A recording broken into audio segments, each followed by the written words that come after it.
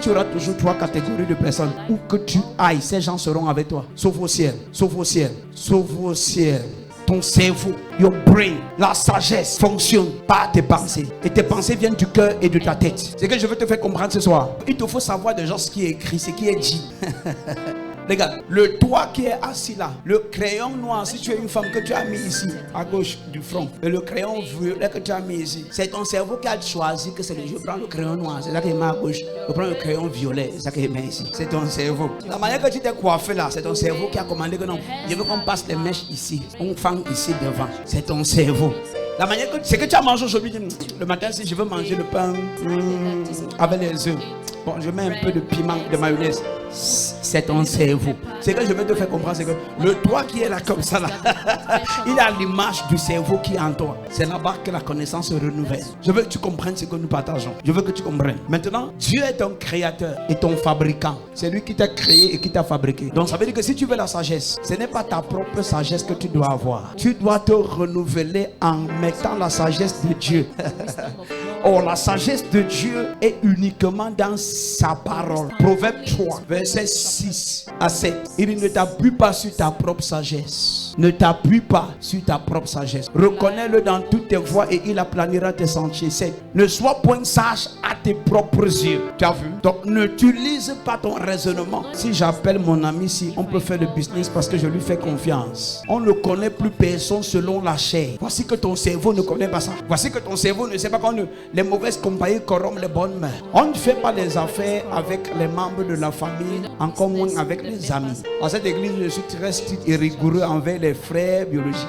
Parce que ton frère, quand il s'implique dans ce qui te concerne, il peut gâter ça avec le nom, avec la raison selon laquelle c'est mon frère. S'il y a n'importe quoi, on ne me fera rien. On ne m'enverra pas en prison. On ne va pas m'envoyer en prison. On ne va rien me faire. Donc c'est déjà échoué que de commencer quelque chose avec un ami ou ton frère. Sans qu'il y ait, ça peut être ton frère biologique ou un ami. Mais la base doit être autre chose que l'amitié et la famille. Mais si c'est la famille qui voulait l'amitié, si ça a réussi, si cette affaire réussit, c'est que la parole de Dieu est fausse. Si ton ami te fait n'importe quoi, dans sa tête, c'est que tu es son ami. Et tu ne peux pas l'amener à souffrir. Les gens vont te dire que c'est ta frère, c'est ta soeur, c'est ton frère, c'est ton ami. Mais tu ne sais pas qu'on ne fait pas les affaires avec les frères ou avec les amis.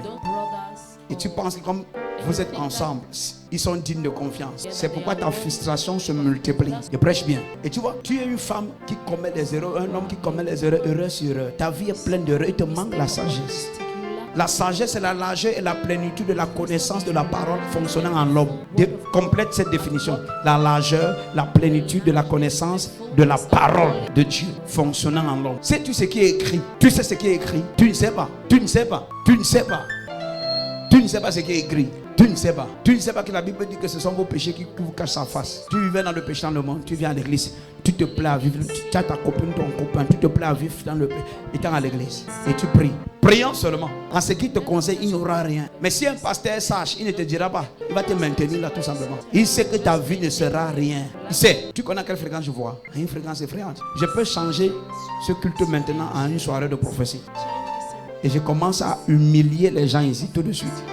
Mais tu vois, avec beaucoup de sagesse, il faut laisser certains païens, mais les maintenir à une certaine place dans l'église. Parce que dans la vie, tu auras toujours 3 catégories de personnes. Où que tu ailles, ces gens seront avec toi. Sauf au ciel. 3 catégories. Première catégorie, les méchants. Deuxième catégorie, les orgueilleux et les traîtres. Tu ne peux pas t'en séparer définitivement, mais tu peux seulement les maintenir à distance. Parfois, ils sont nécessaires dans le groupe. Il ne faut pas fatiguer Pierre avec un sac qui pèse. Il faut donner ça à un traître, Judas. C'est lui qui doit porter ça. Et il est nécessaire pour transporter les bagages.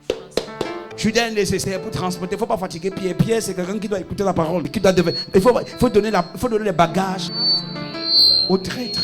C'est lui que tu dois fatiguer. Donc parfois dans le groupe, les traîtres et les méchants sont nécessaires. Mais ils auront une fin. La fin sera la séparation. Mais pour un temps, ils sont nécessaires. Ils ne comprennent pas.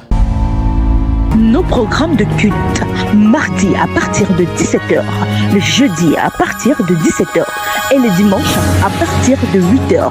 Premier culte, deuxième culte, 10h. Contact 696 84 28 56 plus 416 768 6370 plus 1 438 928 9373.